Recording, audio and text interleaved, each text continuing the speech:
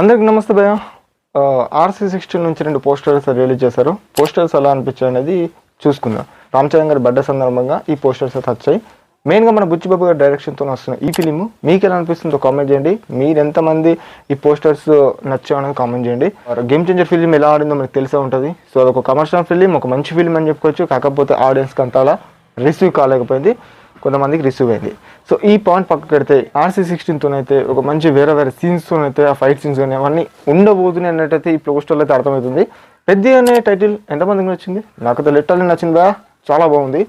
ఇక మెయిన్గా చెప్పుకోవాలంటే ఒక పోస్టర్లో లైక్ మన రామ్ చరణ్ గారి ఆ సిగరెట్ పెట్టుకునే సీన్ కానివచ్చు, అక్కడ వెనుకకు చాలామంది క్రౌడ్ ఉన్నారు, మరి కొట్టుకుంటున్నారు అనుకుంటా. సో అక్కడ మన రామ్ చరణ్ గారు ఏదైనా ఫైట్ సీన్ ఉంటుండొచ్చు అన్నట్టు నేను అనుకుంటున్నా.